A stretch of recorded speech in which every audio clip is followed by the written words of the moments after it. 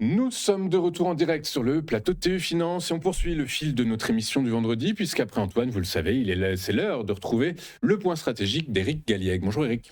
Bonjour Louis-Antoine. Merci Éric d'être avec nous ce matin. Éric Galliègue, vous êtes directeur de la recherche chez Advisor Valcan avec nous pour commenter la semaine du 20 au 27 février 2026. Avant de voir et de passer en revue l'actualité qui a façonné la performance des marchés sur cette semaine, quelle a été la performance hebdomadaire des principaux actifs que vous suivez?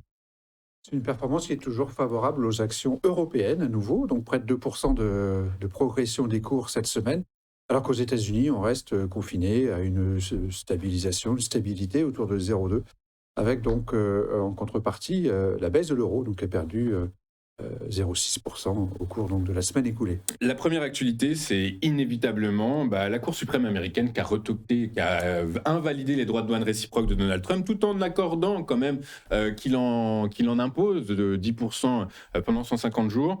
Ça a évidemment été l'actualité principale de cette semaine. Oui, effectivement, donc la Cour suprême qui a retoqué le comportement ou les décisions donc, du président Trump concernant donc, les droits de douane, donc c'était bien de le remettre un petit peu en place, c'est un petit peu l'objectif, même si les formes ont été prises pour éviter un gros problème. Donc effectivement, c'est une invalidation, mais modérée, puisqu'effectivement, le président peut porter des taux à 15% d'une façon générale, qui n'est pas différenciée suivant les pays, pendant 150 jours, le temps que le Congrès se décide. Enfin, bon.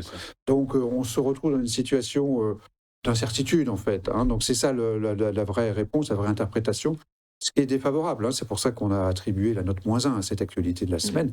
On considère qu'il y a toujours une forme d'incertitude pour les exportateurs européens, pour les entreprises en général, les importateurs américains, c'est quand même ils payent le plus, et les consommateurs américains, bien sûr. Donc c'est une phase d'incertitude qui commence avec, donc, côté positif, finalement, cette réaction qui montre que les États-Unis sont pour une démocratie, on le savait, mais c'est important de limiter les pouvoirs du président. Exactement. On reste aux États-Unis. On va parler croissance économique maintenant. Les résultats sont tombés pour 2025, plus 2,2%. Quel est votre avis?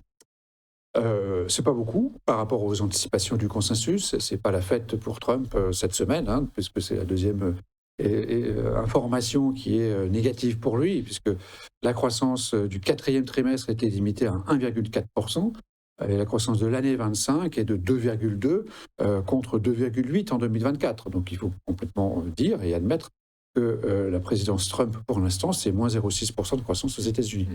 C'est factuel, il n'y a pas d'autre chose à dire, et donc c'est négatif. Le plus important, au-delà même du ralentissement, c'est la cause de ce ralentissement économique qui est liée en fait aux dépenses publiques. C'est la baisse des dépenses publiques qui est significative, qui est induite, enfin qui a été qui est volontaire, qui est à nouveau liée aux décisions du président. Cette baisse des dépenses publiques qui explique donc la baisse de la conjoncture générale. C'est une leçon importante pour l'ensemble des pays qui, comme la France, font face à un déficit important et qui sont face à la nécessité de réduire la dépense publique. Ça a forcément un impact négatif sur la croissance. On le voit aux États-Unis. Effectivement, les chiffres de la croissance française sont tombés aujourd'hui. Je vous invite à aller les voir. Plus 1,2% en glissement annuel, plus 0,2% au T4. C'est en baisse par rapport au T3. Voilà, juste une petite parenthèse. On poursuit sur l'actualité de la semaine avec Jamie Dimon, président de JP Morgan, qui alerte sur un autre risque, c'est celui du crédit. Autre, effectivement, actualité importante cette semaine, c'est donc le président de JP Morgan qui, à nouveau, c'est pas la première fois, il l'a déjà fait au forum de Davos, il le dit d'une façon relativement régulière depuis plusieurs mois, les marchés, ou plutôt la finance d'une façon générale, est en train de dériver vers certains excès.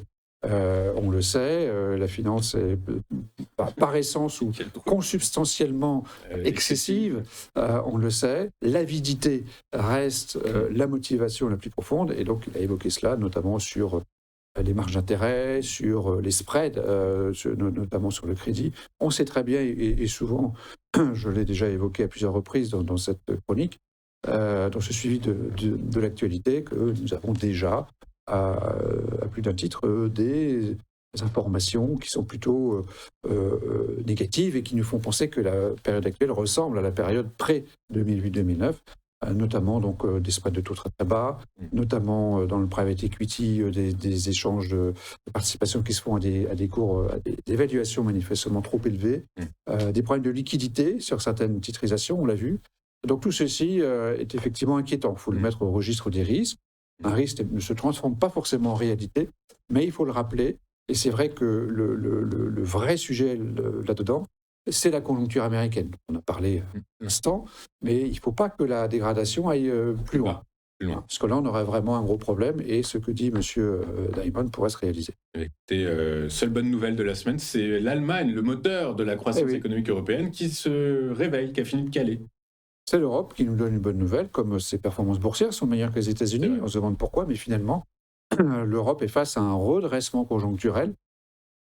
Rappelons-le, ça fait 3 ans qu'il n'y a pas de croissance en Europe, que l'Allemagne est quasiment en récession, 3 ans, 3 années complètes, et donc là, on a une progression probable de l'activité en Allemagne, dont le catalyseur a été donc la dépense publique, à l'inverse de ce qui se passe aux États-Unis, et donc la boucle est bouclée en quelque sorte. Cela montre l'importance de la dépense publique dans le cycle conjoncturel, dans la conjoncture économique en général.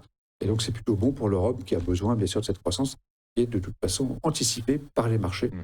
Donc ici, les indices IFO notamment et les PMI allemands qui montrent qui valide une amélioration progressive de la conjoncture outre-Rhin. Ouais, c'est ça, une espèce de New Deal à l'européenne sur fond de militarisation quand même de nos économies. Super, merci beaucoup Eric. Par conséquent, la synthèse de la semaine est malgré tout négative.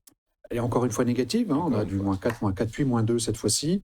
-2 parce que, effectivement, le coup de frein sur la croissance américaine, c'est négatif, associé à l'incertitude sur les droits de douane, et à l'inquiétude renouvelée de M. Diamond sur les marchés ou le comportement des marchés, les excès de marché. Tout ceci nous fait -3 avec le +1 de la reprise allemande, ça nous fait donc -2, ce qui de nouveau traduit une légère dégradation du cadre du risque d'une façon générale. Mais comme nos indicateurs de dynamique des prix restent très très favorables, comme nos indicateurs de perception du risque par le marché, s'améliorent d'une façon assez significative, eh bien on reste investi sur les marchés d'actions, en dépit donc de cette dégradation, de ce risque objectif tel qu'on essaie de le mesurer chaque semaine. Eh bien, écoutez, merci beaucoup pour vos analyses, pour votre œil. Eric Galliet, vous êtes directeur de la recherche chez FiAdvisor Valcan avec nous tous les vendredis pour nous aider à comprendre comment fonctionnent les marchés et s'il est opportun d'y rester investi, et notamment sur les marchés actions. À la semaine prochaine. Eric, de notre côté, on va s'arrêter là parce qu'on va enchaîner très rapidement avec la suite de notre émission. Je vous l'ai annoncé, c'est le débat entre François Asselineau et Charles Sana qui va se tenir dans 5 minutes, le temps de mettre en place le plateau. Je vous rappelle que vous pouvez nous retrouver sur notre site internet tvfmedia.fr ou sur notre chaîne YouTube TV Finance. Et donc, pour ma part, c'est Roselyne Pargès qui vous retrouvera dès lundi pour une semaine d'analyse, décryptage de l'actualité et des marchés financiers. Et donc, on se retrouve dans un instant. À tout de suite sur TV.